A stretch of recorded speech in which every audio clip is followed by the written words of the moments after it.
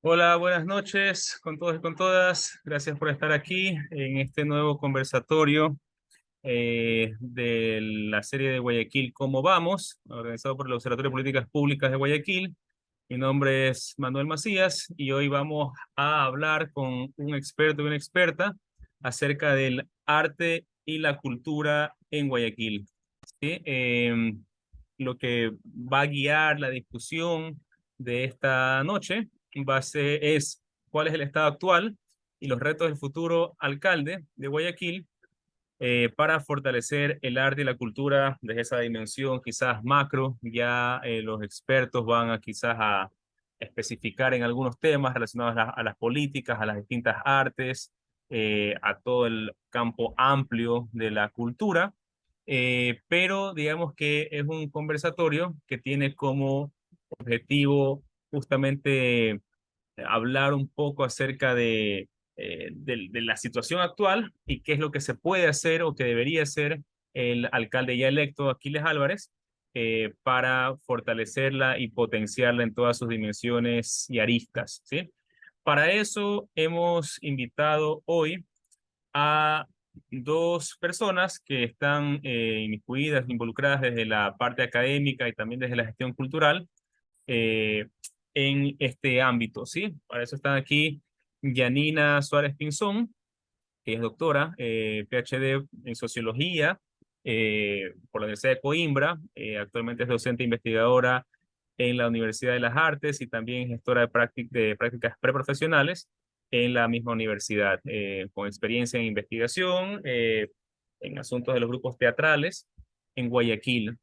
Asimismo, está el economista Pablo Cardoso, también el PhD en Asuntos de Economías y Políticas de la Cultura por la Universidad de Sorbona en Francia, y él es actualmente el director del Observatorio de Políticas y Economía de la Cultura, y también docente investigador en la Universidad de las Artes. El esquema, como lo hemos visto, lo hemos hecho previamente. Inicialmente, una de ellas, en este caso quizás Yanina, va a empezar con su presentación de unos 15 a 20 minutos, luego directamente Pablo, y luego abrimos un poco ya a manera de foro y de conversatorio todo, ¿no? Para eso, por favor, si tienen ideas, preguntas, comentarios, vayan poniéndolas en el chat, ¿sí? Yo las iré tomando, o si quieren hablar en algún momento específico, algo que no puedan escribir en el chat o algún comentario aparte, pueden levantar la mano para también desbloquearles el micrófono, el teléfono, el micrófono.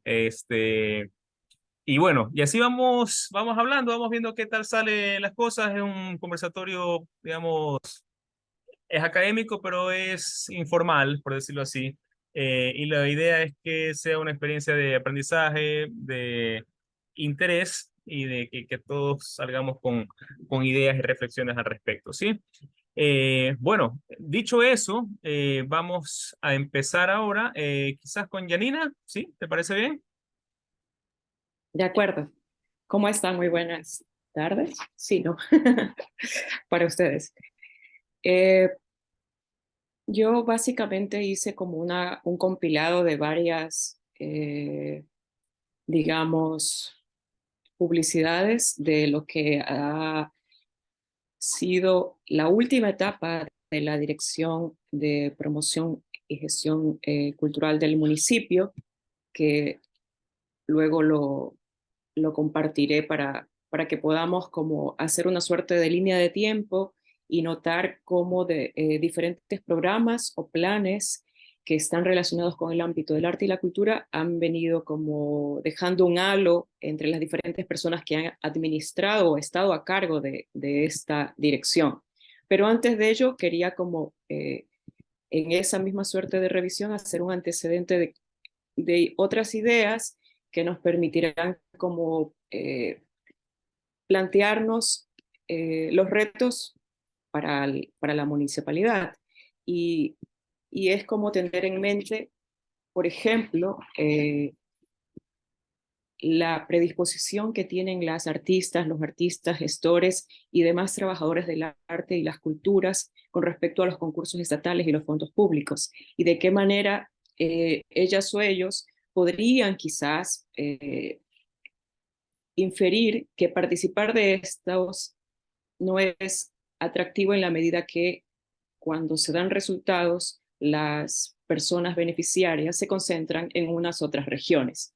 Indistinto que sea esto involucre directa o indirectamente a la municipalidad, el hecho es cómo la mano de obra local no siente un incentivo o no siente un abrigo de un aparato, un sistema estatal o en este caso municipal, para impulsar sus prácticas o para impulsar sus proyectos. Entonces, esa es una de las ideas que quiero dejar como, como un primer momento. Luego también mencionar el aspecto de los comodatos que surgió en la etapa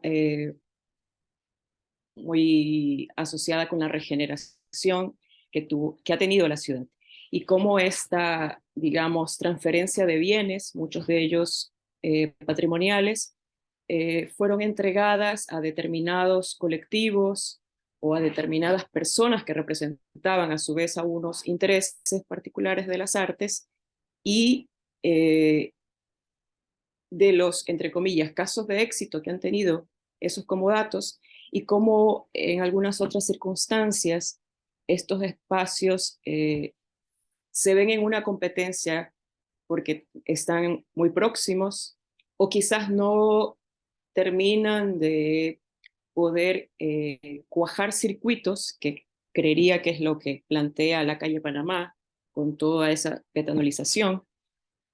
Por otra parte, está el hecho de no olvidar, y luego quizás cuando Pablo haga su intervención va a ser como muy notorio, el resaltar lo inevitable de esta economía informal o de esta supervivencia desde la autogestión por parte de quienes están involucradas e involucrados con el tema de las artes y las culturas, y quizás ese talón de Aquiles que es el asociativismo y cómo esa carencia de grupalidad o del trabajo como articulado podría generar altibajos para diferentes acciones que se quieran impulsar, porque cuando nosotros vislumbramos el organigrama del municipio y las diferentes direcciones que están relacionadas con el ámbito artístico y o cultural, cada una de estas en su hoja de ruta va a plantear acciones o va a convocar a las personas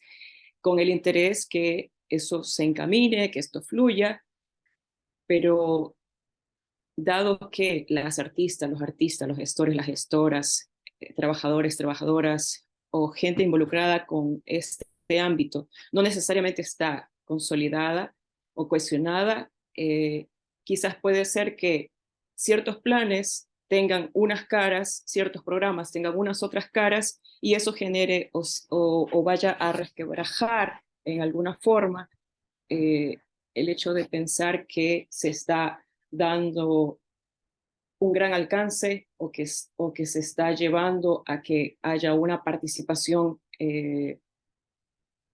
mucho más diversa de voces y de propuestas. Entonces, esas son unas otras ideas que quiero dejar allí como eh,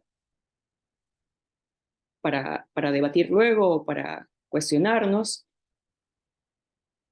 Y luego imaginar que la municipalidad cada vez se enfrenta con una ciudad que se expande y en esa expansión entonces llegan unos, digamos, polos hacia las periferias que extienden unas necesidades y todas estas asociadas no solamente con el hecho de tener una infraestructura cultural, sino de imaginar cómo el contexto social, la violencia, la inseguridad, llevarían o en alguna forma boicotearían todas esas intenciones de tener acceso a la cultura o de formar públicos o de imaginar que el disfrute de estas actividades o acciones que se llevan a cabo podría tener un largo aliento. Y allí quizás tener en mente este proyecto que se llama Sumar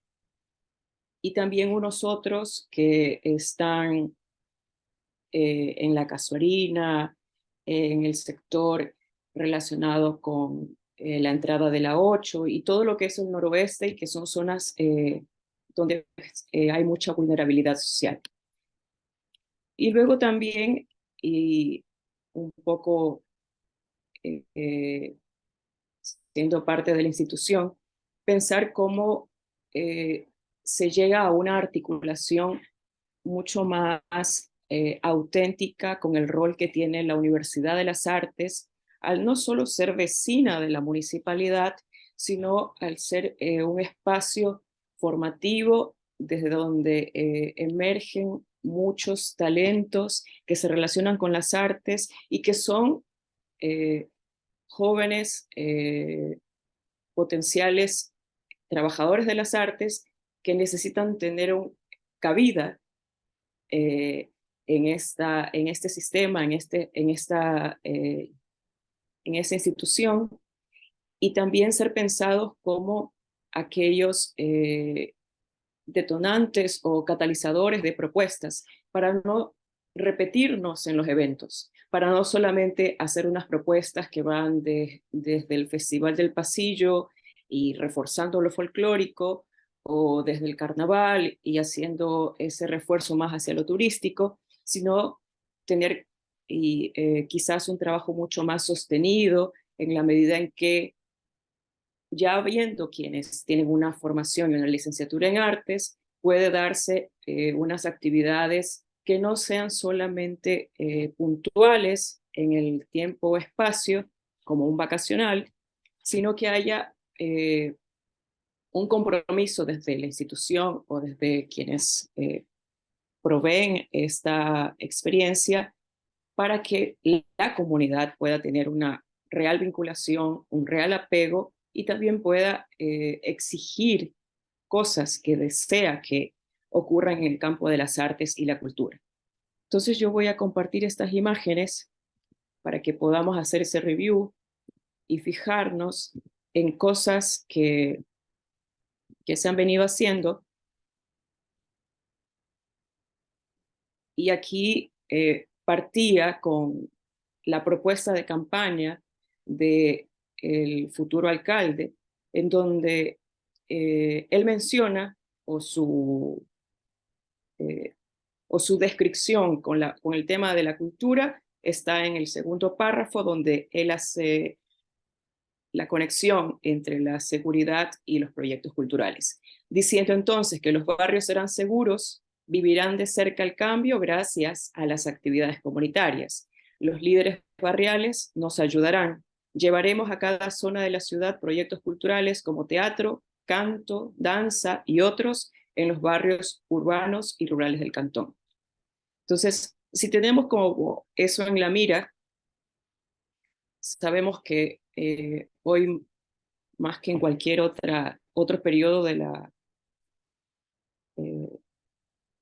de toda esta administración, hay un contexto de violencia y hay un contexto, la misma encuesta que sacó el observatorio, Manuel, refiere a esto de la inseguridad y de toda esa percepción y de cómo finalmente terminamos aislándonos, y eso lo que hace es como resquebrajar el tejido social, y todo eso, como decía, es un boicot a cualquier iniciativa que trate de emprender o que trate de impulsar una práctica artística, ocio serio, digámoslo así, eh, incluso el deporte o incluso el habitar el espacio público. Entonces acá estaba lo del organigrama, este es el que pude rescatar como actual, refiere al 2020, y por acá habla de la Dirección de Cultura. Sin embargo, tengamos en cuenta que en la ciudad de Guayaquil, en la alcaldía, no es solamente la Dirección de Gestión y Promoción Cultural, como fue ahora rebautizada, sino hay unos dos otros entornos que también mueven los hilos del arte y la cultura, y que entonces tienen un impacto en otras áreas más puntuales. Y allí también podemos ver como esa sombra de personas que están constantemente tomando decisiones en la ciudad al respecto de. Y está entonces lo que es la actual Unidad Coordinadora de Coordinación Histórica y Cultural, que sería el cargo que ahora tiene el arquitecto Melvin Hoyos, y la otra es esta Unidad Filarmónica y de Educación Artística, que la maneja David Arjuyan. Entonces, estos tres espacios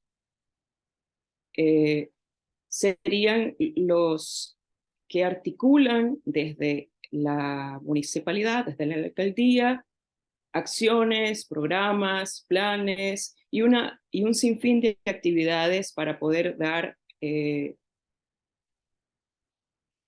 una oferta a toda la ciudad. Para esta última, hubo una serie de cambios. Tras la presencia de Melvin Hoyos por más de una veintena de años, vino un momento en que, después de una serie de manifestaciones de parte de quienes impulsan la cultura y el arte en la ciudad, se hizo como esa transición y entonces pasaron por allí María José Félix, luego vino Helen Constante y actualmente se encuentra Alison Luna, que las vamos a ver acá en las imágenes que yo tengo. Y este cambio, digamos, que sucede muy, muy deprisa, lo que nos da a notar es que justamente no pueden sostenerse acciones o no pueden darse un seguimiento ni una evaluación de las propuestas que intentan cada una de estas personas que llega al cargo cimentar. Y entonces allí también viene los otros cuestionamientos a propuestas y reclamos que han venido haciendo así como comentarios desde las redes sociales sobre, por ejemplo, la razón por la cual se eliminó el FAL. Más allá de que el FAL tuviese o no un estatus, digamos, como lo tiene el Salón de Julio, esta, digamos, que feria al aire libre o este festival al aire libre convocaba a unos otros o a unas otras gente de la ciudad vinculada con las artes y las culturas que podía manifestar todas estas expresiones y recibir premios, sin duda. Unas otras acciones que también a la Dirección de Promoción y Gestión Cultural le cae encima es el impulsar o mantener este coro infantil de voces blancas. Por otra parte, se ha visto cómo en este último periodo de la Dirección de Gestión y Promoción Cultural se ha promovido de mayor manera lo itinerante, lo extramuros, sabiendo que existe como un prejuicio de la visita al museo y particularmente a encontrar alguna novedad en el caso del Museo Municipal que me parece que al menos las salas base que tiene no es que tienen una actualización de su museografía. Entonces aquí con esto de la itinerancia y de trasladarse a unos otros espacios, quizás le dan un dinamismo más que necesario. Están esto de los vacacionales. Hubo una temporada entre estos cambios de directivas, en los que se tendió hacia el hecho de crear contenidos. O sea, no es solamente la actividad que se vuelve un acto efímero, sino luego poder tener como una memoria, ¿no? Entonces estaba Culturama como un podcast y también estaba una serie como de entrevistas o conversaciones que se les llamaba Café Libro. Hubo también una tentativa, que no sé si se centra en el tiempo, de las bibliotecas comunitarias para poder llevar a espacios recónditos de la ciudad una colección de libros que pudiera ser útil para niñas, niños, adolescentes y demás. Pero también a la Dirección de Cultura y de Promoción y Gestión Cultural se le viene encima como velar para que haya movimiento o que haya una movida cultural con Guayarte.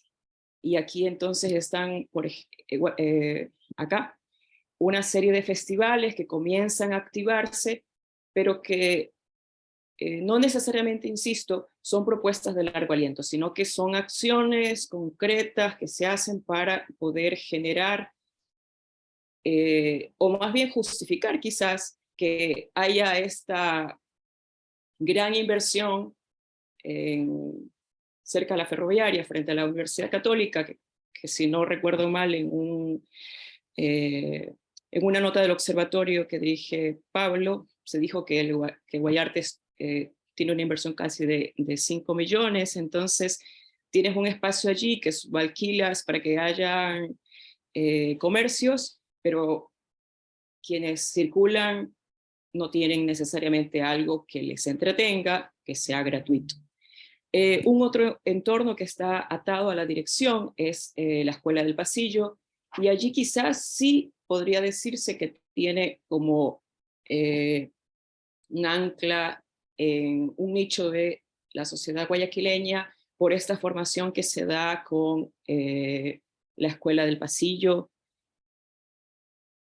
Luego acá se pueden ver unas otras acciones, todas, insisto, suceden muy puntualmente, no necesariamente tienen cola, no necesariamente hay un seguimiento, una evaluación, y no necesariamente lo que se presenta aquí, lo que se oferta, varía entre sus contenidos. Finalmente está aprovechando que en Guayarte se sitúa Épico, una tentativa que hubo desde la dirección en cuestión para ver de qué manera se promovían los emprendimientos culturales. Entonces, entre todo este abanico como de opciones que trata de ofertarse, podemos notar cómo no es que haya un desinterés por querer darle un impulso a la cultura y las artes. Sin embargo, quedan truncas todas esas buenas intenciones porque quizás no se llega a todas las personas que debería llegar, o porque quizás no se lo plantea desde diferentes plataformas, porque no todas ni todos tienen la posibilidad de estar en presencial en los tiempos y en los horarios determinados por estos espacios, y también porque quizás hay una oferta desde la dirección que intenta como ajustarse a lo que llegan, a lo que se le hace saber a la dirección. Me refiero a, habrán quienes en su afán de poder que vean la luz proyectos, dejan sus propuestas, y entre estas se hace una suerte de selección para ver cuál tiene una sostenibilidad. Y entonces son las que finalmente emergen, pero no necesariamente son las que para todas y todos los o las ciudadanas son apetecibles. Acá está lo del espacio Sumar, que es una unidad de proyectos, y acá quise destacar un poquito como estos números con respecto a el impulso que se le quiso dar, o se dio, mejor dicho, en una etapa de microteatro en ese espacio de Sumar, y unos cursos online y unos vacacionales que también se impulsan desde allá para ese sector. Quizás la dirección lanza muchos dardos, pero no necesariamente puede apuntar a todos los sectores de la ciudad, ni cubrir todas las demandas de la ciudadanía, y eso llevaría a imaginar que los planes de acción quedan como incompletos, inconclusos, y o que a propósito de esto de la ordenanza que se deroga y que apoya a ciertas instituciones que ya tienen una trayectoria, pensar cómo los presupuestos en el ámbito de la cultura siempre van a pique, y que eso puede como generar desazón porque finalmente si no hay una institución que respalda, si no hay un ente al que se pueda acudir para tener un apoyo, todo queda como en yo quiero hacer cosas, quiero crearlas, pero no necesariamente pueden despegar. Y eso muchas de las veces lleva a que lo que se hace cuando se hace es por amor al arte. Y lo otro que se logre hacer es porque ya hubo un grupo de personas que estuvieron como en sintonía y entonces decidieron impulsarlo. Pero si no, habrán muchas ideas, muchos proyectos, muchas iniciativas que quizás consideran que la dirección o la misma alcaldía les cierra la puerta, les da la espalda y que eso no es visto como algo posible de ser llevado a cabo, de ser ejecutado, al menos no desde la oficialidad, porque no se apega a esa agenda.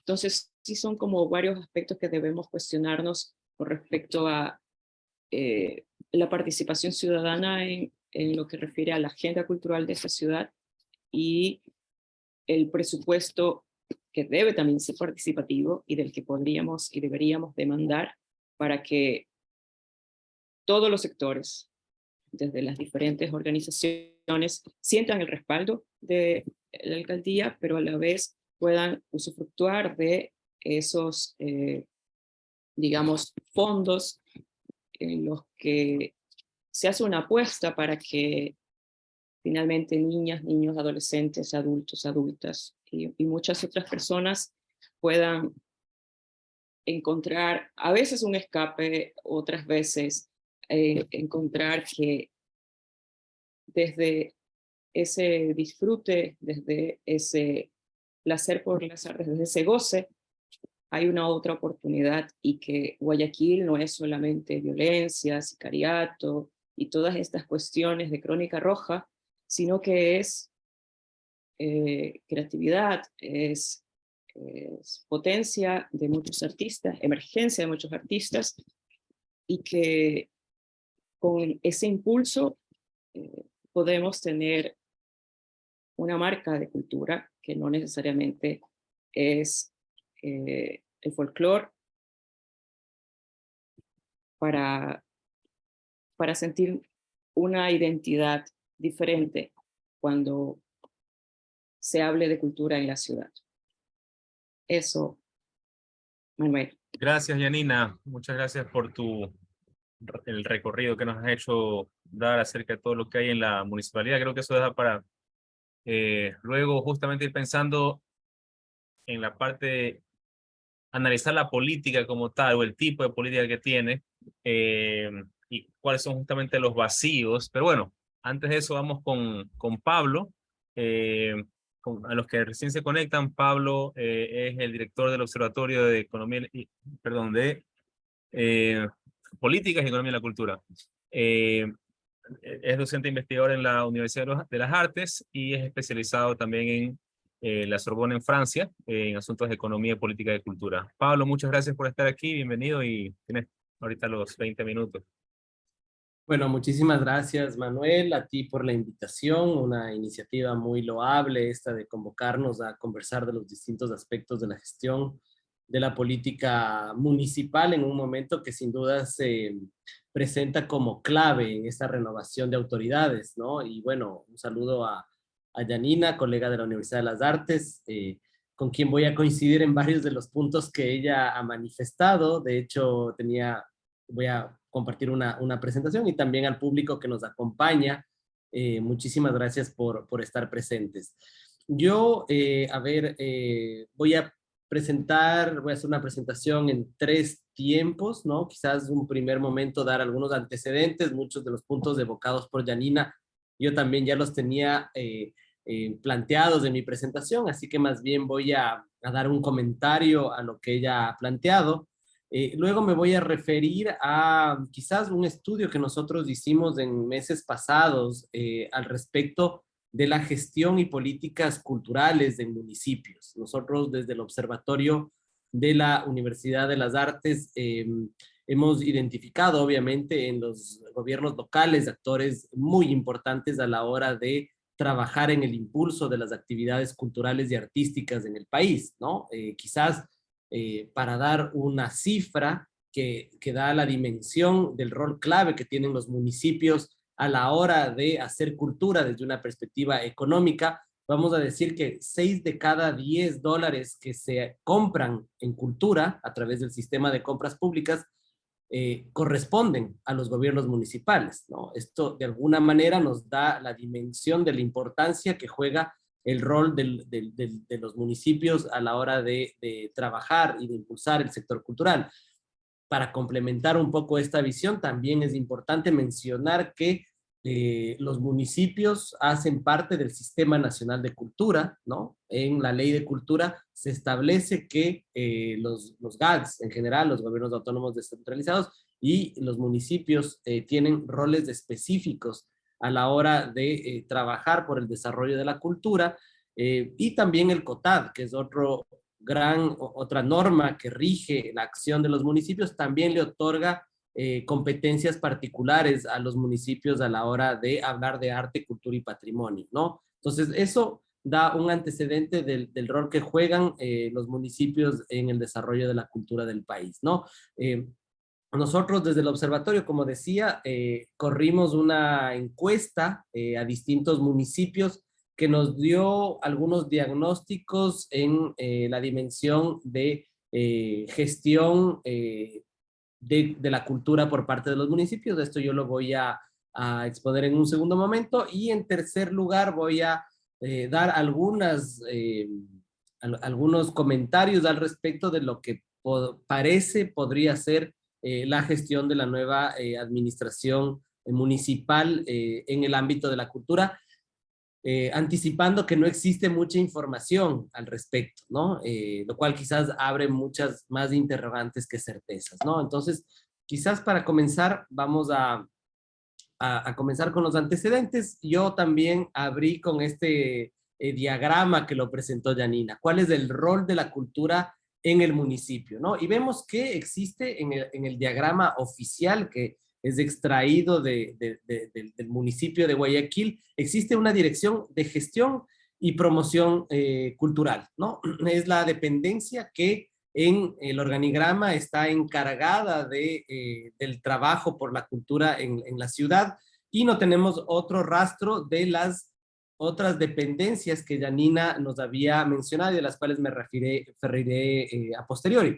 Pero voy a coincidir que uno de los elementos que más importancia tiene a la hora de pensar qué es lo que ha pasado con la cultura en la ciudad en los últimos años y qué podría pasar en este nuevo periodo es un poco fijarnos en manos de quién ha estado la cultura en estos últimos 30 años, digamos, de hegemonía de un partido político en el municipio, ¿no? Y vemos que hay la figura del arquitecto Melvin Hoyos, que sin duda constituye un hito para la cultura de la ciudad, ¿no? De 92 a 2020, en la cabeza de la dependencia que maneja la cultura en el municipio, evidentemente debe dejar una marca, ¿no? Un legado y una forma de hacer cultura, ¿no? No me voy a detener mucho en el análisis, pero quizás, y uno de los temas que más me resuena a mí, es cuáles son las especializaciones, los perfiles que deben o que deberían dirigir la cultura actualmente, ¿no? Y cómo esto contrasta con lo que en décadas anteriores se ha asociado a la manera de dirigir la cultura en una ciudad, ¿no? Únicamente quisiera dedicarle un punto de reflexión a las profesiones, ¿no? Arquitecto Melvin Hoyos. ¿Qué significa esto? Que muchas veces la dirección de la cultura en distintas ciudades estuvo pensada y enfocada a una relación con los espacios urbanísticos, públicos o a la profesión de arquitectos. Algo muy similar que parece que sucede en el manejo que sucedió en el manejo del patrimonio, ¿no? Y eso quizás uno de los primeros rasgos que nosotros analizamos cuando hacemos investigación en el ámbito cultural es que las profesiones encargadas de dirigir la cultura al menos tienen una transición. hoy en día se lo enfoca de una manera mucho más holística, mucho más completa, mucho más societal, ¿no? Hay profesiones como la antropología, la sociología, la misma economía, hoy en día también pueden establecer algunas pistas de darle o de renovar la visión que ha tenido el manejo de la cultura tradicionalmente, ¿no? Esto cuando no ha sido encargo a ciertos grupos o representantes de grupos artísticos particulares. Otro de los rasgos que nosotros hemos analizado cuando vemos quiénes han manejado la cultura en distintas ciudades, no solo para referirme a Guayaquil, sino en general en el país, y podríamos ampliar este análisis a la región o al mundo en general, es que muchas veces la dirección de la cultura también se la ha encargado a ciertos representantes de sectores, gremios o grupos artísticos, ¿no? A un músico, a un artista escénico, a un cineasta, ¿no? Y esto también muchas veces ha generado ciertos sesgos en el manejo de las políticas culturales, ¿no? Muchas veces se han turnado estos manejos de gestión de cultura y muchas veces, obviamente por razones obvias, las personas que han estado a cargo de la cultura han favorecido a cierto grupo o a otro en función de lo que ellos consideran que es deseable en el ámbito de desarrollo artístico o cultural, ¿no? Esto creo que hoy en día debe ser cuestionado un poco, ¿no? Necesitamos perfiles mucho más integrales que comprendan la cultura desde una dimensión mucho más general, integral, transversal, ¿no? Quiere decir con transversal, asociada a otros sectores de la economía, de la producción, de la dimensión social, que podamos a través de la cultura y el arte dar respuesta a distintas problemáticas sociales, ¿no? Entonces, eso como un punto de inicio. Y luego mencionar que también es importante hacer notar que a partir de la salida del arquitecto Melvin Hoyos de la Dirección de Cultura, esta ha sucedido en una serie de direcciones que han sido de muy corta duración, menos de un año, ¿no? Con 3 directoras de cultura que se han sucedido en el último periodo de Cintia Viteri y que sin duda esto no ha permitido que exista un nuevo rumbo en el manejo de la cultura de la ciudad. Esto me lleva a pensar que obviamente lo que suceda de aquí en adelante va a ser muy determinante para marcar quizás un nuevo momento.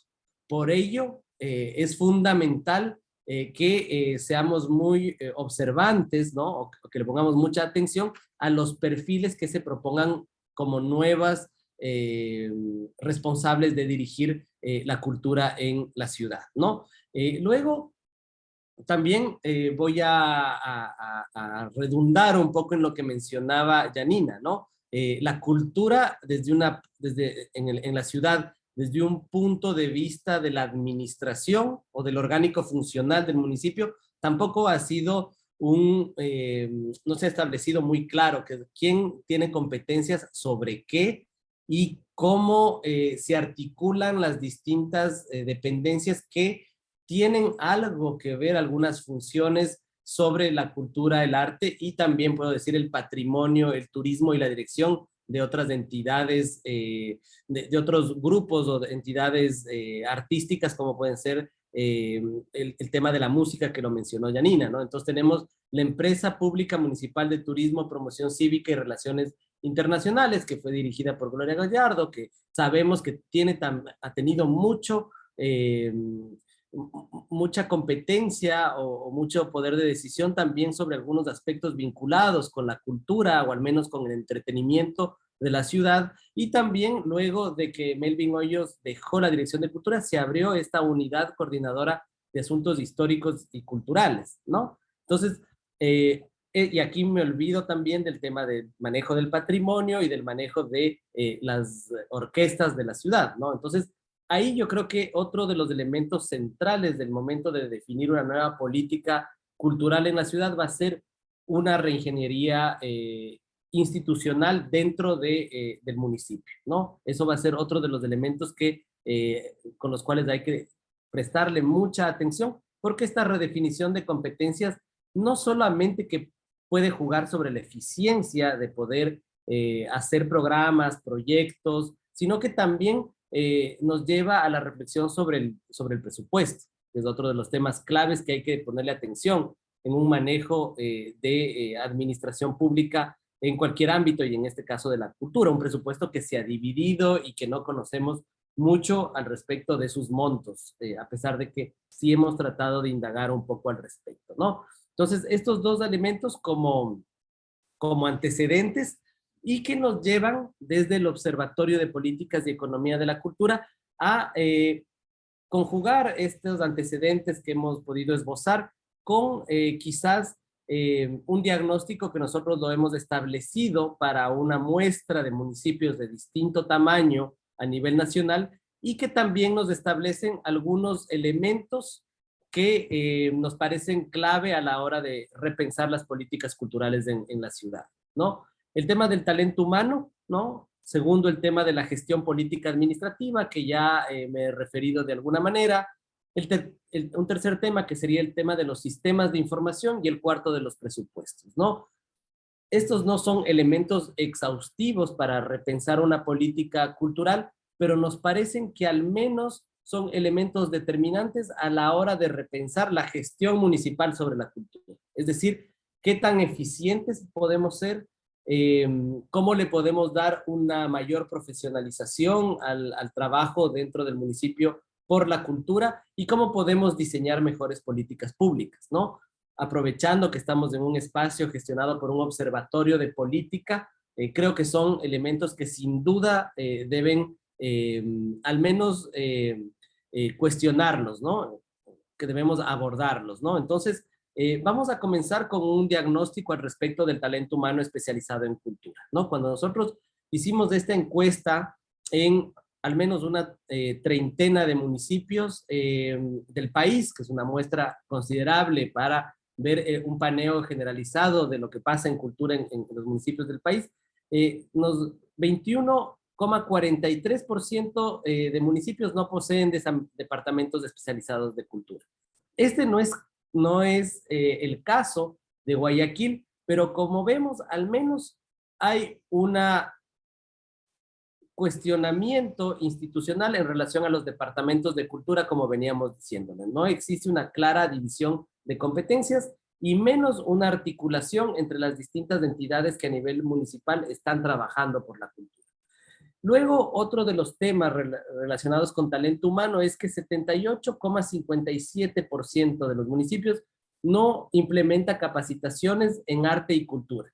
Y esto se refiere tanto a sus funcionarios específicos para el área de desarrollo cultural en función de cada municipio, que puede ser una secretaría, una dirección u otras unidades institucionales dedicadas a la cultura, como también para la generalidad de funcionarios del municipio.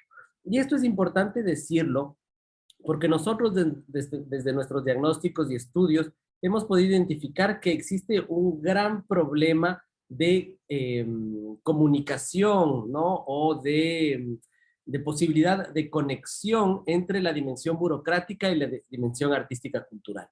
Son dos lenguajes distintos, son dos modos de pensar distintos que muchas veces requieren intermediaciones. Por ejemplo, para el mismo tema de las compras públicas de cultura, ¿no? Muchas veces no es posible aplicar las mismas normas o los mismos condiciones para una compra pública en ámbito cultural, un instrumento musical, una obra artística, una colección en de artes visuales, por ejemplo, que para otro tipo de bienes normalizados que puede tener necesidad un municipio, contratar limpieza de calles, contratar compra de equipos, ¿no? Entonces, ahí es muy importante el diálogo que pueda tener la dependencia que maneja la cultura con el resto de funcionarios de un municipio para tratar de generar una mejor comprensión y un mejor diálogo. Por ejemplo, nosotros en la Universidad de las Artes, y creo que esta es una iniciativa nueva que se está proponiendo, tenemos un programa en el cual una vez por mes nuestros funcionarios, los alumnos, los profesores, los docentes artistas, nos juntamos para visitar, por ejemplo, distintas manifestaciones culturales. Un mes puede ser una exposición de arte, otra puede ser un concierto, otra una obra de teatro, y ese momento sirve para dialogar y tratar de establecer un mejor diálogo entre los distintos actores de una institución. Luego, esto es también importante, más de la mitad, 57% de los municipios no cuenta con personal encargado de cultura con formación en dicha área. Muchas veces las dependencias de cultura han sido vistas como un espacio en el cual se cumplen favores políticos o se reubican personal que quizás en otras áreas no tienen cabida, ¿no? Eso es muy grave para la cultura, ¿no? Porque necesitamos personal con formación específica en cultura, sea en creación artística o sea en gestión cultural, para que podamos tener una mejor posibilidad de contar con mejores diseños de políticas y también ejecución de programas, ¿no? Entonces, este es otro tema que hay que tenerlo mucho en cuenta, y también creo que aquí hay que tener en cuenta el tema de la profesionalización y de la carrera, ¿no? Necesitamos funcionarios que tengan una carrera, ¿no? Que no llegue una nueva administración a querer barrer todo y comenzar de nuevo, ¿no? Sino hay que respetar procesos de carrera que vayan más allá de las coyunturas políticas, ¿no? Este es otro tema importante, y para eso se requieren nombramientos que respeten la profesionalización idónea en el ámbito del arte y de la cultura, ¿no? Entonces, bueno, aquí hay como las acciones sugeridas, ¿no? Y luego voy a pasar al segundo punto de nuestro análisis, que es el de gestión y política y administrativa. 42,86% de los GAD no cuentan con ordenanzas, planes, políticas y otro tipo de instrumentos que regulen o fomenten las artes y la cultura y el patrimonio, ¿no? Nosotros justamente hace unos pocos días, ¿no? Y de hecho esa es una nota que sacamos como observatorio la semana pasada, narramos la eliminación de una ordenanza importantísima en el ámbito de la cultura que generaba fomento, ¿no? O subsidio de recursos, con recursos económicos a distintas instituciones culturales de la ciudad en el año 2021. La excusa fue la pandemia, ¿no? La pandemia llevó a que muchas veces algunos recursos que se enfocaban a cultura se destinen a otras áreas por emergencia, y bueno, y la pandemia pasó, pero la ordenanza que normaba estos subsidios o estas transferencias económicas a distintas actores culturales de la ciudad desapareció, ¿no? Aquí hay esa importancia también en este momento, reformar, reordenar, impulsar nuevas normativas que se adapten a los nuevos tiempos de la cultura del mundo, ¿no? Del país, del mundo, de la región, ¿no? Y eso es otro tema importante. Se requieren ordenanzas específicas para normar el ámbito del arte y de la cultura en el país, ¿no? Este es otro tema importante. 75% de los municipios no tiene asambleas ciudadanas de cultura o espacios de participación comunitaria en arte, cultura y patrimonio. Es decir, la verticalidad en la toma de decisiones en el ámbito de la cultura persiste, ¿no? Lo que decía antes, ¿no? ¿Qué tipo de políticas culturales se privilegia? La que quizás le parece mejor a la autoridad de turno, ¿no? A la que mayor simpatía tiene la autoridad de turno, ¿no? No es un proceso que viene de abajo hacia arriba, sino que generalmente es un mandato de arriba, un viserazo de arriba hacia abajo en función de las intenciones, las buenas intenciones muchas veces de las autoridades de cultura, pero hoy en día entendemos que los procesos democráticos en la formulación de políticas públicas son fundamentales, ¿no? Entonces aquí hay otro dato revelador. Y esto tiene que ver mucho con este tercer punto que voy a exponer, los sistemas de información. 60% de los municipios no cuentan con sistemas de información sobre arte, cultura o patrimonio. Este ya no es el caso del país, ¿no? El Ecuador, a partir de la expedición de la Ley de Cultura en el año 2016, crea un sistema de información de cultura, ¿no? El SIC, ¿no? Que fue el promotor de la primera cuenta satélite de cultura, que nos dijo cuánto pesa el sector cultural en el Producto Interno Bruto del país, o recientemente publicó la primera encuesta de consumos culturales del país, ¿no? Entonces, ya a nivel país existe unas herramientas estadísticas de información que de alguna manera deberían, y digo deberían porque lamentablemente no lo son, una fuente de información que permita generar unas políticas públicas de mayor calidad o de mayor pertinencia, ¿no? Pero en los municipios, 6 de cada 10 municipios no cuenta con sistemas de información. Hoy en día, en la era del capitalismo cognitivo, de la información, cuando nuestros consumos culturales muchas veces pasan por aplicaciones que nos pueden dar información de qué está viendo la gente, de qué música escuchan los ciudadanos de una ciudad, o cuántas veces van al cine, o por dónde se mueven en circuitos culturales las personas. Las políticas culturales deberían estar basadas justamente en esta información, ¿no? Justamente tratando de abandonar prácticas que perdón, creo que solo quería ver el tiempo, porque creo que estoy ya sobre mis 20 minutos, ¿no?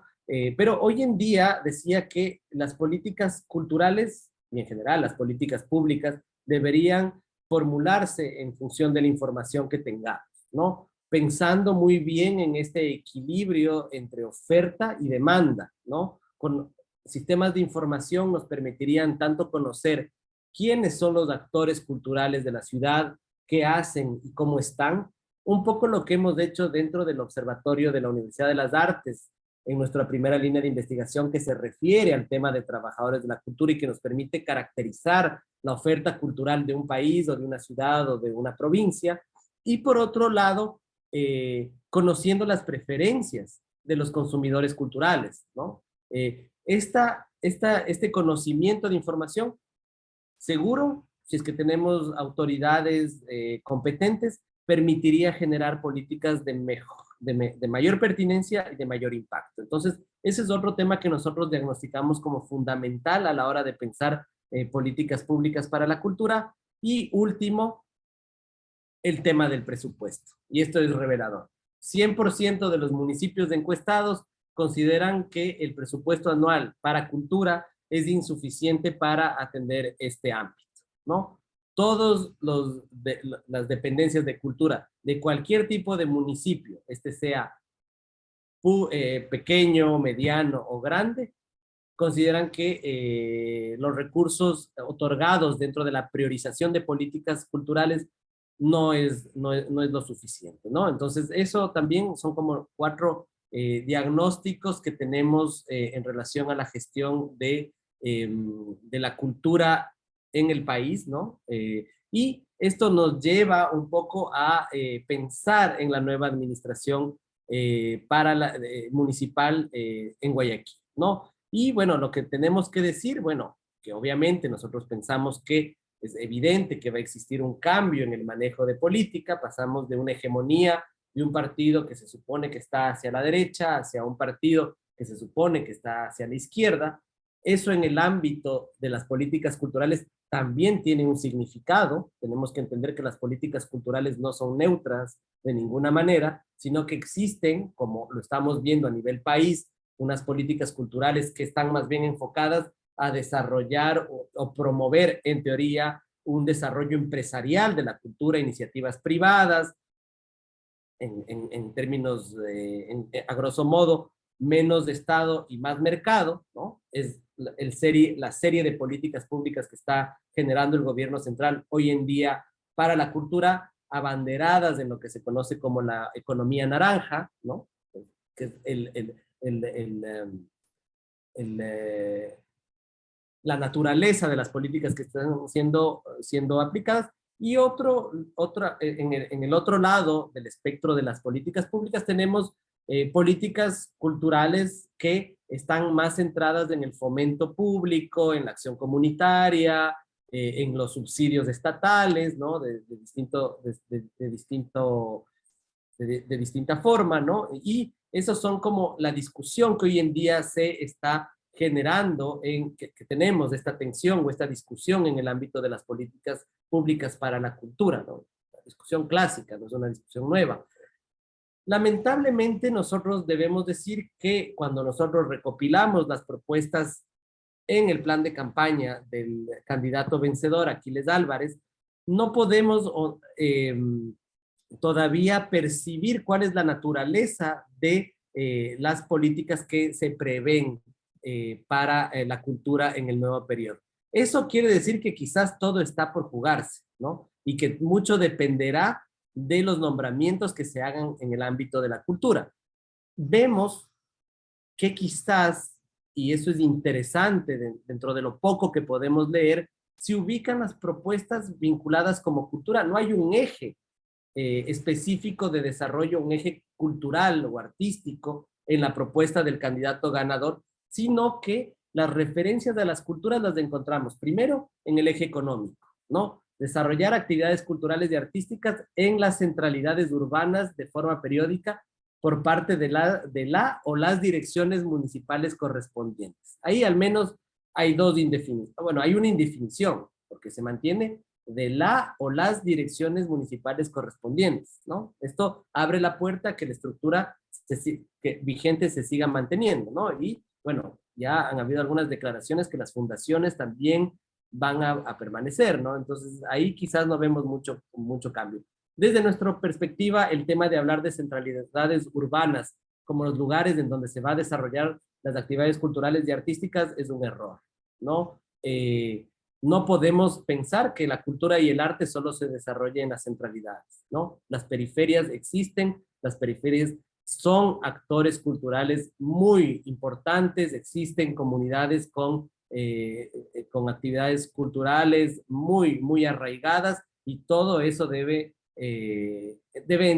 de entender la cultura en su heterogeneidad, en su diversidad, y la política pública debe sofisticarse para poder atender a todas estas manifestaciones. Luego también implementar incentivos para actividades culturales, artísticas y deportivas que fomenten turismo. Muy vinculado la actividad cultural y artística al turismo, eso también es un riesgo de instrumentalización, pero bueno, ¿por qué no? Habría que preguntarse cuáles incentivos. Es muy vago la propuesta como para nosotros poder tener un diagnóstico o poder decir algo más.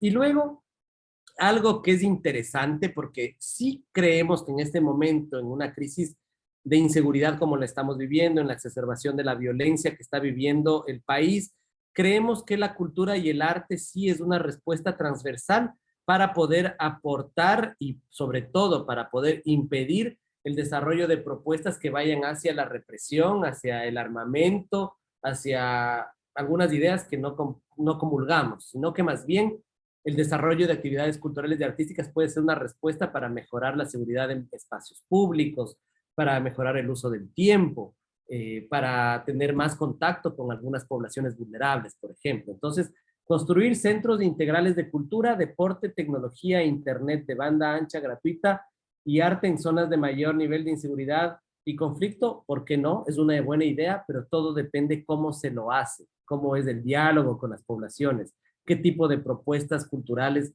se generan, ¿no? Eso es importante decirlo. Incentivar las expresiones artísticas del espacio público, totalmente de acuerdo, ¿no? La Universidad de las Artes es una fuente inagotable de posibilidades de expresiones artísticas en el espacio público y promover el patrimonio cultural del Cantón Guayaquil como mecanismo para incentivar el turismo y las actividades culturales es una idea repetida ya con el eje económico. Entonces, un poco esto como para abrir la discusión. Espero que esta presentación haya servido como para eso. Muchas gracias, Manuel. Súper, muchas gracias, Pablo. Justamente, bueno, mientras tú decías algunas cosas, yo me puse a curiosear un poco de algunos documentos que tengo, más allá de algunas preguntas que estaba haciendo. Justamente me metí también en la página de transparencia para contestar a Carlos, que por cierto quiero felicitar a Carlos y su compañera que han estado en todos los conversatorios que hemos hecho Así que gracias por eso. Bueno, sí, como justamente decía Yanina, el sueldo es de 4.508. Eso lo pueden ver en transparencia en la página, ¿no? Ahora, hay varias cosas eh, que surgen de lo que ustedes dijeron, que me vienen a la cabeza, pero también quería mostrarles algo tomando una atribución que nunca tengo y que no generalmente hago, que es hacer una pequeña presentación, más que presentación, enseñarles unos datos que tengo, unos presupuestos de Guayaquil del año 2022, que veo que ustedes los han mencionado, pero quizás no en detalle. Entonces, quizás primero voy con el presupuesto y después hago un poco lo de los comentarios bueno, para seguir con esa línea, ¿no? Eh, a ver, de acuerdo al presupuesto del año 2022, ¿no? O sea, este aquí se hizo en el año 2021 para el año 2022. Y ya este año es prorrogado del año pasado, es decir, que en teoría el presupuesto de este año 2023 es el mismo que el 2022. Si ustedes se dan cuenta, aquí está la parte que en términos administrativos, eh, si se dan cuenta, juntan a cultura con promoción cívica, ¿no? Es decir, la parte cultura turismo siempre está ahí y eso se maneja o se operativiza con la empresa pública de promoción cívica, que es donde está Gloria Gallardo. Es decir, para mí, en términos institucionales, el puesto clave es el de Gloria Gallardo, porque ahí es donde se va a mover mucha de la plata que se va a hacer, ¿no? Es decir, ahora, dos cosas importantes, porque obviamente esto es un numeral horrible, no está hecho en presentación, sino que lo cogí porque lo tenía como archivo, ¿no?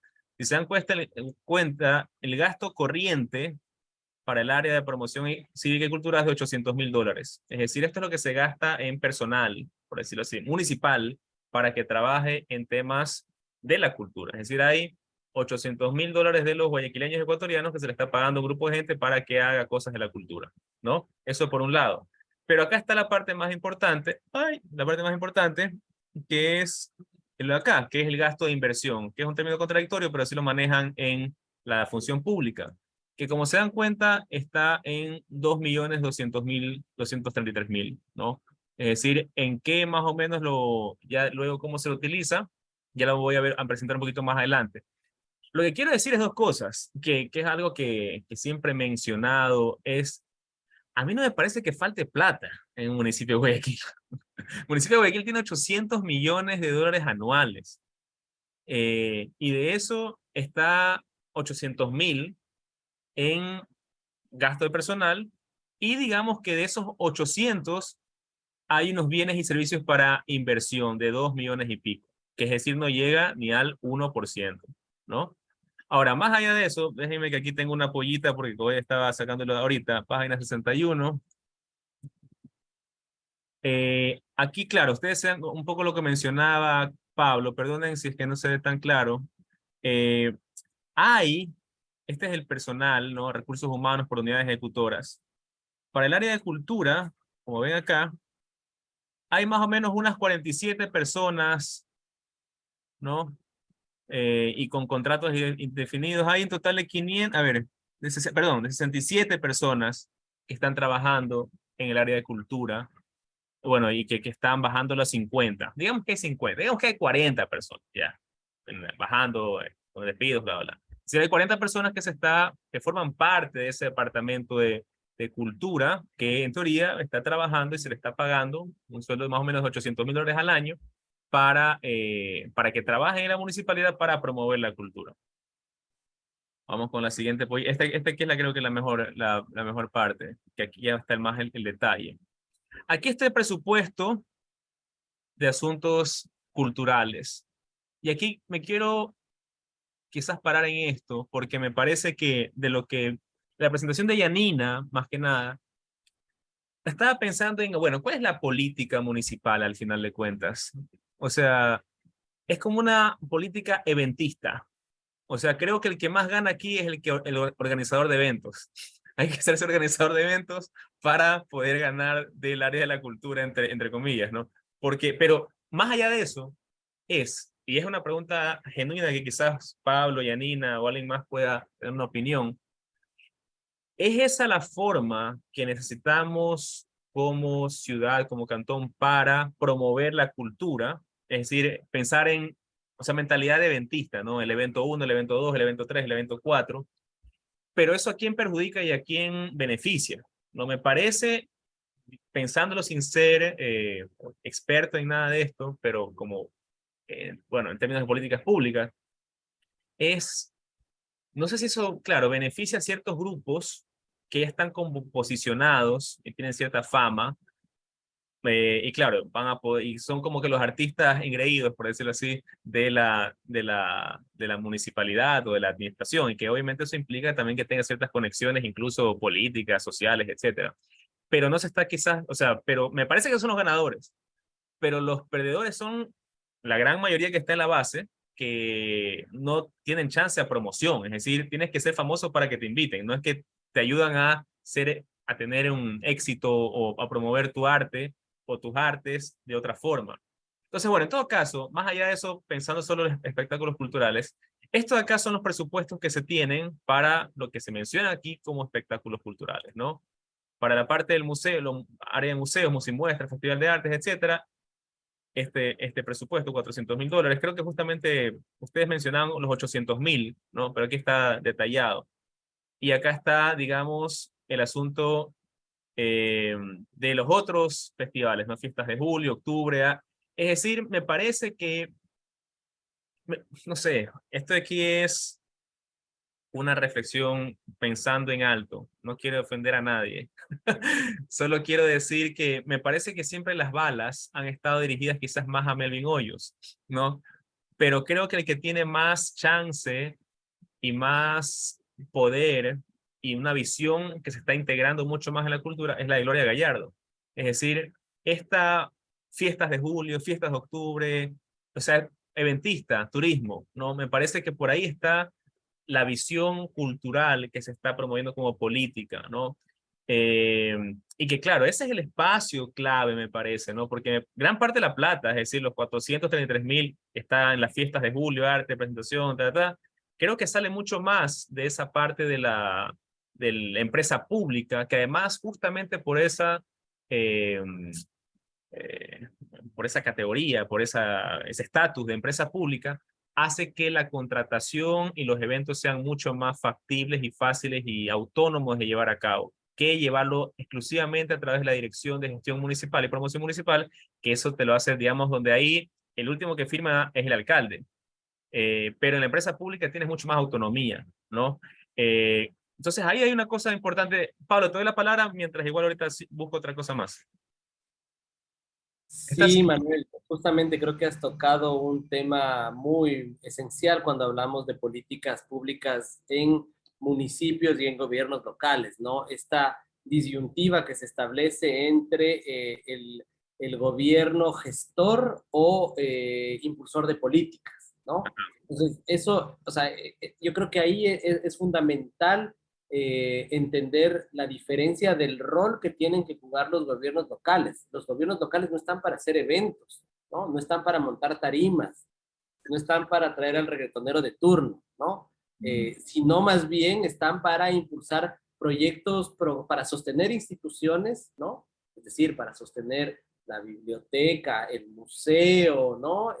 Y dotarles de esas competencias institucionales que pueden tener y que pueden generar acciones de largo aliento en la ciudadanía y también para establecer otras herramientas de fomento que pasen por mecanismos transparentes de asignación presupuestaria, ¿no? Yo creo que ahí hay como que una diferencia en el tipo de políticas que es fundamental entender. Y lamentablemente lo que nosotros vemos es que la mayor cantidad de municipios, ¿no? Y esto mucho más evidente en municipios de pequeña talla, se entiende por cultura las fiestas de la ciudad, la elección de la reina, y lo cual deriva en acciones clientelares muy evidentes, ¿no? También ahí, obviamente, desmenuzar todo lo que está atrás del eventismo también es importante realizarlo, porque ahí también se esconden muchas fallas, ¿no?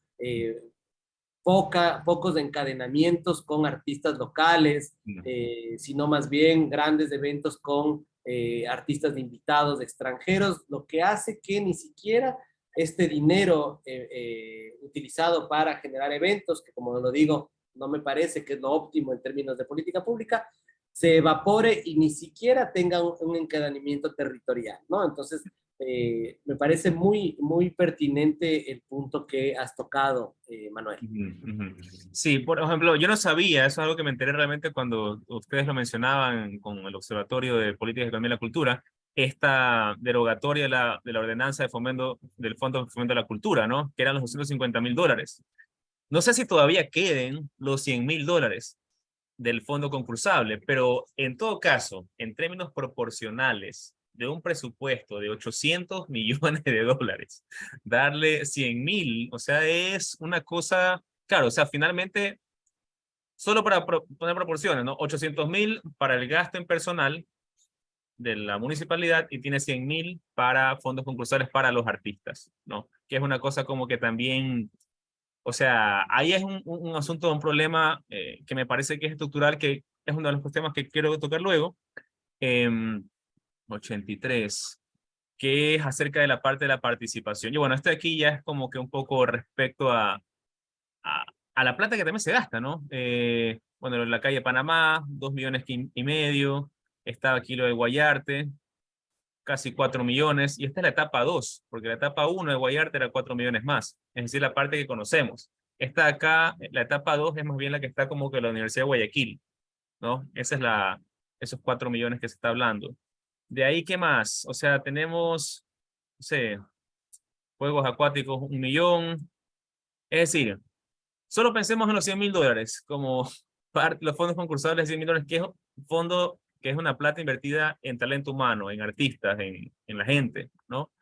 Comparado con la parte infraestructural, ¿no? Que es mucho más, claro, desproporcionada, no desproporcionada, pero en todo caso incomparable con lo que se está dando al arte realmente. Es decir, como, no sé, es como construir 100 teatros, pero con 100 millones, pero que tenga 100.000 para los artistas, ¿no? Es como que crees infraestructura, pero ¿para quién y para qué? Y había otra cosa por acá, perdón, estaba página 88.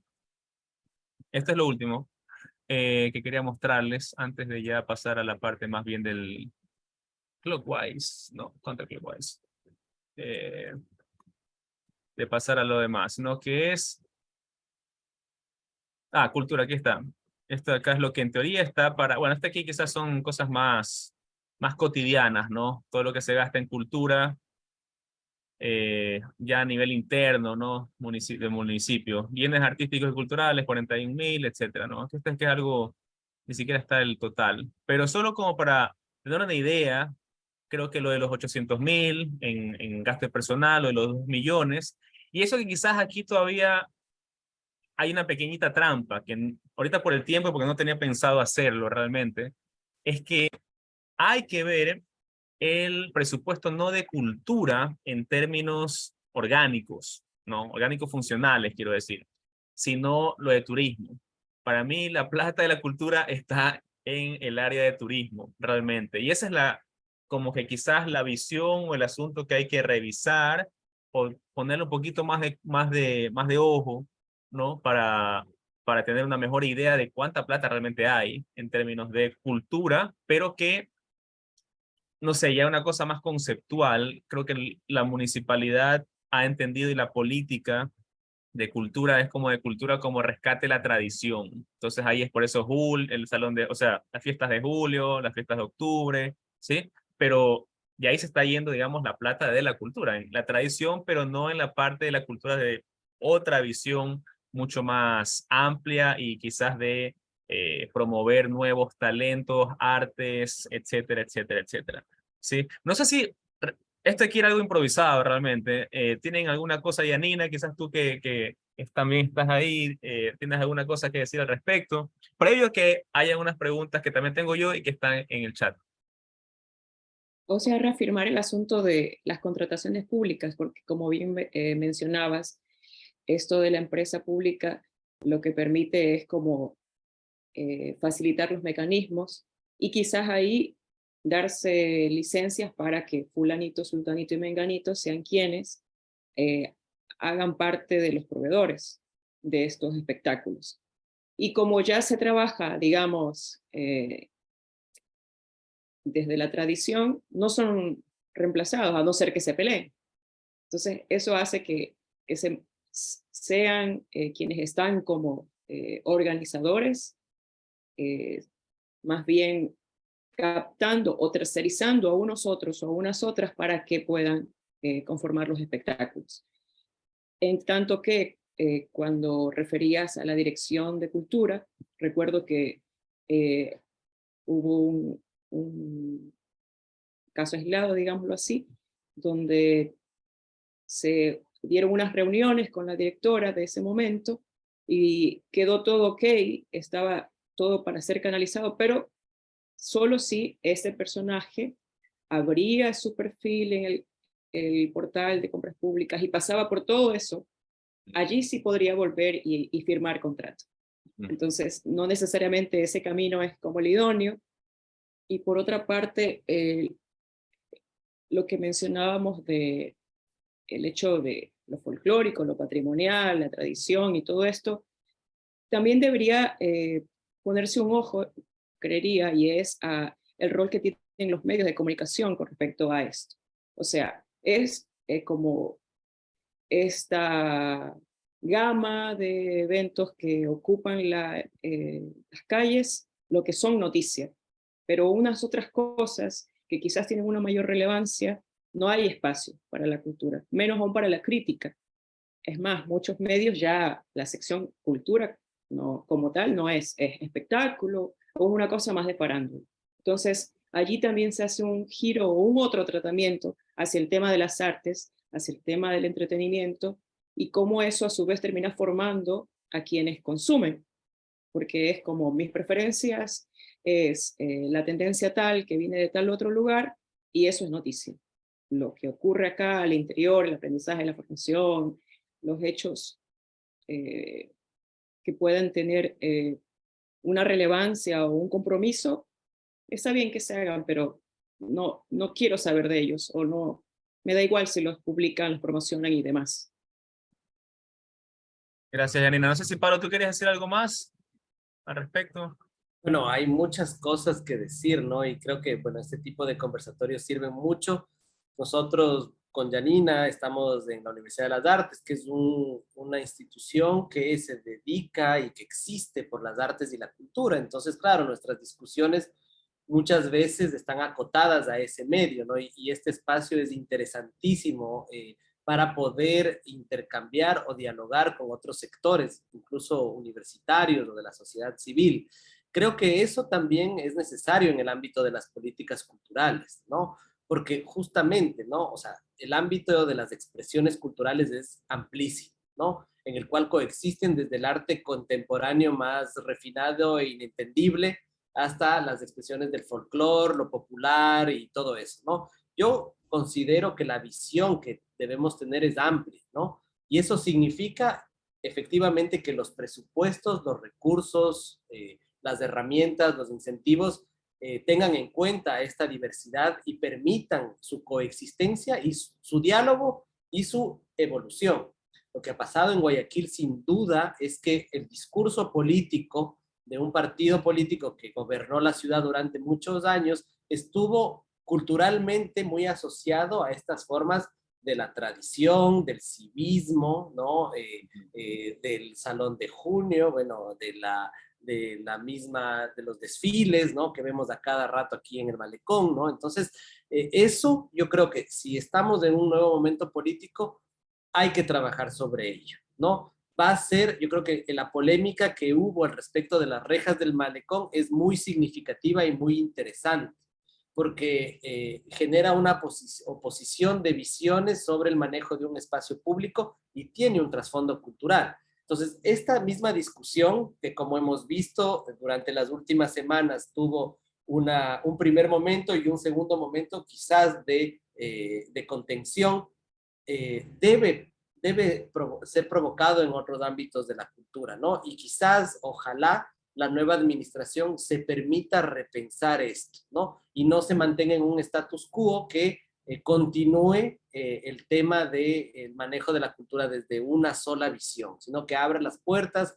se afinen instrumentos y mecanismos. Creo que también, y esto es un problema en general de las políticas culturales, no solo a nivel municipal, sino a nivel país y regional, están muy enfocadas en pensar en la oferta, en los actores culturales, en el fomento, descuidando totalmente el otro lado de la ecuación. Yo como economista tengo que hablar así, pero el otro lado que es la demanda, los consumos, los derechos, ¿no? Los públicos, ¿no? Entonces, eso ha estado muy abandonado en las políticas públicas y sería hora de ver para el otro lado sin que eso signifique abandonar el lado de la oferta, la producción artística, los creadores, ¿no? Entonces, ahí también hay varios desafíos y ojalá también las nuevas autoridades municipales tengan las puertas abiertas para que desde espacios de investigación, de cultura, se pueda aportar de alguna manera con estas visiones, estos diagnósticos y estas propuestas, ¿no? Quizás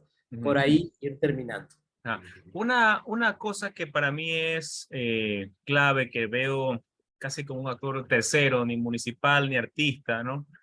Es, al final de cuentas, quién articula a los actores, digamos, del sistema cultural guayaquileño, ¿no? Me parece como que cada uno está por su lado.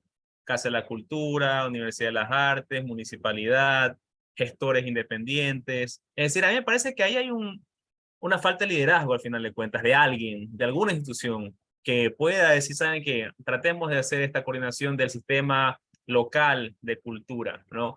Esa parte a mí me parece que es clave, porque, y ahí yo discrepo quizás un poco contigo, Pablo, en la parte de, no es tanto quién es el perfil que entre, o sea, porque el perfil, no sé, somos una sociedad medio autoritaria, no creo que cambie mucho eso, y que venga un iluminado participativo que puede ser, pero van a necesitar a toda una red de actores, ¿no? Porque también hay como que muchos recelos, me parece, entre los distintos actores culturales. Entonces, o sea, hay que ser un gran político y quizás ni ser del mismo sistema de cultura, así como tú decías, ¿no? Cuando eran los cineastas, ponían toda la plata en los cineastas, cuando iban un, dice qué, ponían toda la plata acá. Entonces, esa parte de la articulación, ese liderazgo, del sistema local, por llamarle así, de cultura, me parece que es así como que un punto súper crítico, ¿no? Que pueda conjugar y que pueda hacer que la cosa ruede y que ruede como sistema, básicamente. O sea, que funcione como sistema. Ahorita es puros subsistemas o puros elementos del sistema que están ahí tratando de sobrevivir, me parece. Pero bueno, ¿no? ¿Tú quieres decir algo, Pablo? Sí, estoy de acuerdo contigo y quizás cometí el mismo error de llevar a un personalismo en la responsabilidad sobre el manejo de la política cultural, ¿no? Me refería justamente a eso, quizás renovar cuadros, renovar visiones, que sea significativo el momento de renovar el manejo de la cultura en esta ciudad, ¿no? Y creo que hay una buena coyuntura, ¿no? Porque bueno, está este nuevo momento de gobierno municipal.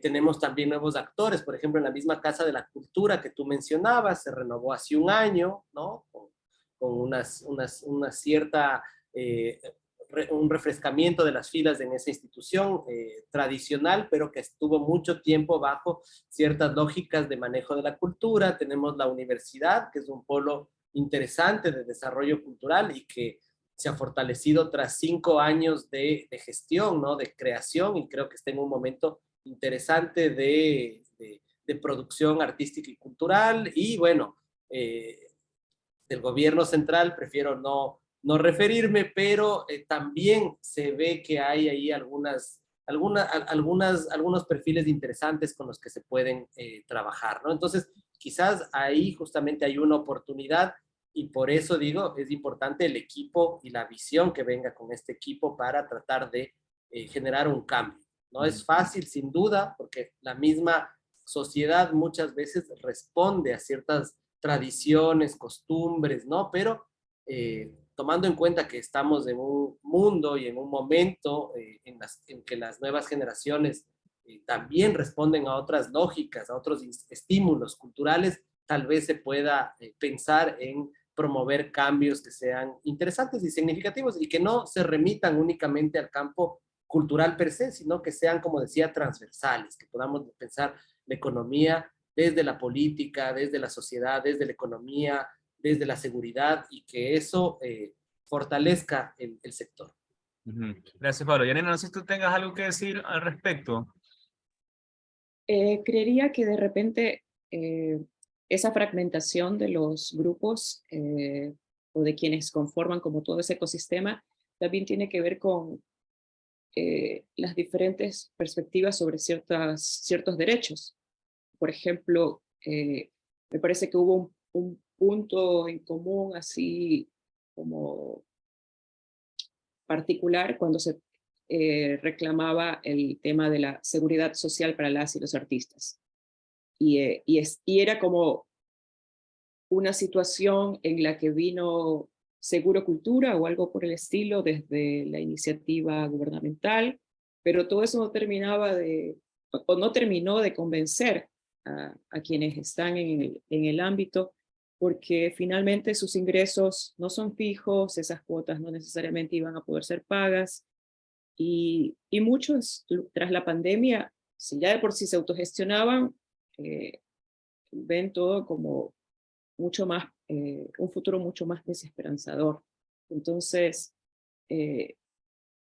algunas personas, por ejemplo, ni siquiera les interesa ser parte del RUAC, pese a que para unos concursos o para unos tipos de trámites es uno de los requisitos con ese afán de buscar que sea como esa forma de institucionalizar a las personas que hacemos parte de este tema.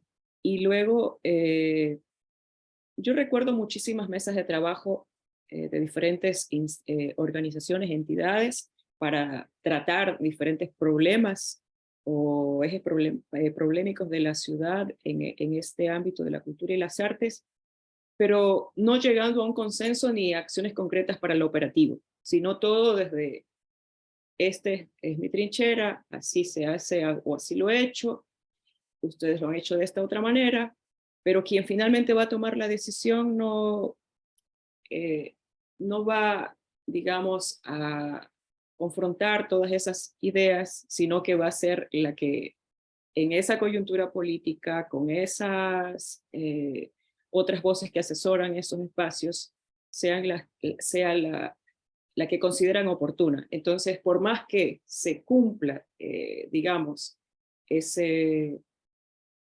momento de socialización, el sabor que queda es, sí, dicen que nos escuchan o hablamos y hacemos que nos escuchen, pero en la práctica no es lo que se trató en esas mesas, no es lo que se dijo, no es lo que se quería que pasara, y por tanto queda como una situación un poco ambigua de qué sirve participar si luego la política es una otra, o cuando ya se echa la política no existe un reglamento o hay una reinterpretación del reglamento, y todo eso llevaría a que finalmente no pueda concretarse algo para beneficio de las personas que están vinculadas con las artes y la cultura. Yo quisiera solo, como para ir cerrando, siempre duran 1 hora 45 los conversatorios, hacer una última ronda y quiero plantear unos asuntos nada más. En primer lugar, o sea, para mí, creo que o sea, como guayaquileño, la creación de la Universidad de las Artes fue una cosa súper, o sea, que se esperaba que sea una potencia que lidere cosas, ¿no? Me parece que eso de ahí es el espacio que debe tener, ¿no? Quizás, o sea, justamente, si se falta un liderazgo, creo que la Universidad de las Artes es el que debe tomar con sus autoridades, con sus mecanismos, con sus profesores, etcétera, ¿no? Por ejemplo, me pongo más allá de pensar o sea, pensar realmente en que la Universidad de las Artes y sus autoridades deben hacer un acercamiento mucho más proactivo con las autoridades, ¿no? Me pregunto, no lo sé, realmente es aquí una cosa que me puse a pensar mientras tanto. ¿Existe un tipo de empresa pública de la Universidad de las Artes que pueda competir en todos los procesos de licitación de la municipalidad, por ejemplo, o que pueda asesorar a estudiantes, a docentes o lo que sea para que puedan competir en ese oscuro sistema de compras públicas. ¿Sí me explico? Que es una cosa que es normal que un artista que esté pensando, no sé, pues en armonías y en otras cosas, pienso como músico, porque yo soy más de eso,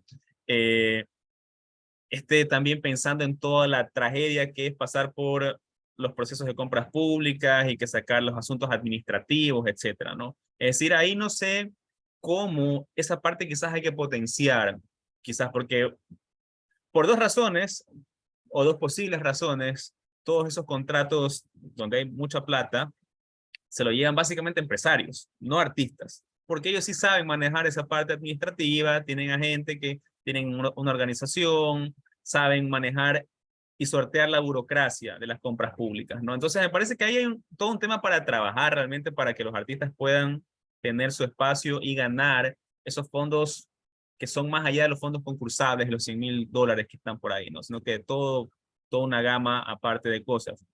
Y claro, la otra es ver cómo, o sea, ahorita creo que es ese momento realmente donde se debe, o sea, subir ese, o no subir, impulsar ese liderazgo de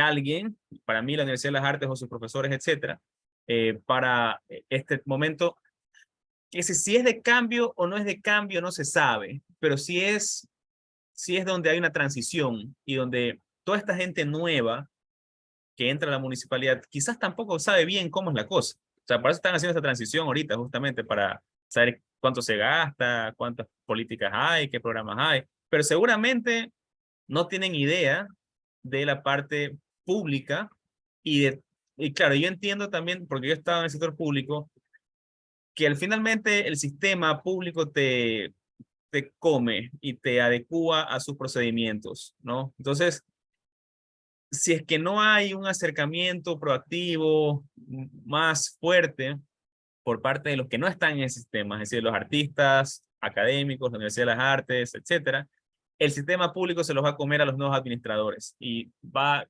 simplemente como que a seguir ese mismo sistema, esa misma rueda, como ha funcionado, con distintos actores. Hay que ver, obviamente, si es que hay corrupción, si es que hay parentela, si es que hay relaciones sociales que eso ya es medio incontrolable, pero en todo caso, es como que el momento, es la coyuntura crítica, como se le llama, para que eso pueda pasar. Al menos tratar de influir. Si no pasa, no pasó. Pero es el momento, me parece, para eso ahí. Bueno, eso es por mi lado lo que por ahí quizás quería decir al respecto de eso. Me parece que, o sea, la participación es clave, articulación, que tiene que alguien asumir ese liderazgo o un grupo asumir ese liderazgo, ¿no? Y bueno, eso de ahí, no sé si ustedes tienen quizás unos asuntos últimos como para ir cerrando el conversatorio, Pablo y después Yanina. Sí, bueno, muchas gracias, Manuel, nuevamente por la invitación. Gracias de las personas que nos han acompañado. Y sí, yo creo que efectivamente hay que impulsar, hay que empujar. La universidad está en un momento interesante, ¿no? Porque ya somos una universidad autónoma. Antes de ser autónomos no teníamos autonomía y éramos una dependencia del gobierno central, lo cual limitaba incluso nuestra capacidad de acción en algunos ámbitos, ¿no? Ahora mismo, y respondiendo a tu pregunta, efectivamente la universidad acaba de crear una empresa pública que de alguna manera va a poder combinar el dinamismo de una actividad que genere ingresos, recursos, que se puedan ofrecer servicios, ¿no? Y también la actividad académica, de creación, de reflexión que es propia a una universidad, ¿no? Ahí nosotros además estamos muy cerca del municipio, siempre dispuestos desde los espacios de la universidad a colaborar, a compartir, a ser críticos también, es lo que nos corresponde.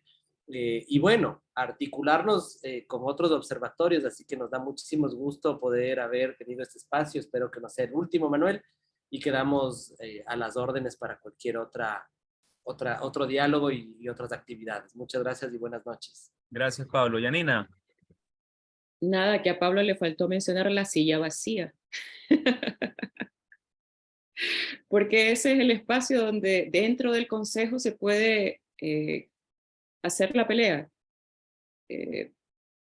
O sea, más allá de que el presupuesto le dé una tajada a un área o a una otra área, que haya alguien que esté a la cabeza y que hayan intereses o preferencias de lo que quiera programarse para esta ciudad, tras la bandera de la interculturalidad, que en realidad es un discurso cívico, yo creería que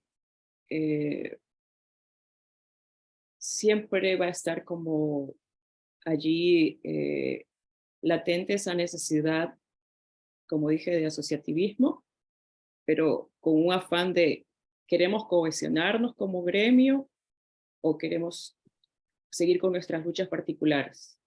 Si queremos nuestras luchas particulares, el cambio que se dará va a tener una incidencia, digamos, ínfima, y por ende van las demás personas a seguir dándole rienda suelta a lo que es el arte y la cultura, y nosotros vamos a rediagnosticarnos, a seguir mapeándonos, y la realidad no va a tener una mutación. Gracias, Janina. Bueno, solo unas últimas cosas. El jueves va a haber un conversatorio acerca de patrimonio histórico y cultural. Creo que es como que la otra cara, quizás, de lo que hemos visto, lo que más se ha venido haciendo como parte de lo de Guayaquil. Va a estar Florencio Comte, que es un autor de un libro que ha hecho hace poco, un libro muy interesante acerca del patrimonio arquitectónico. Y César Santana, que va a estar, que es el del Ecotec, y está haciendo una tesis doctoral acerca de las políticas de conservación del patrimonio en Quito, Guayaquil y Cuenca, si no me equivoco. Entonces va a estar interesante. Eso va a ser igual jueves a la misma hora, mismo canal, mismo todo. Así que están invitados. Y lo último es que, bueno, también es, más allá de la ordenanza, perdón, de la silla vacía, voy a tomarme parte del marco del economista Pablo Cardoso, y quizás voy a decir que es la mano invisible la que tiene que funcionar más que la silla vacía.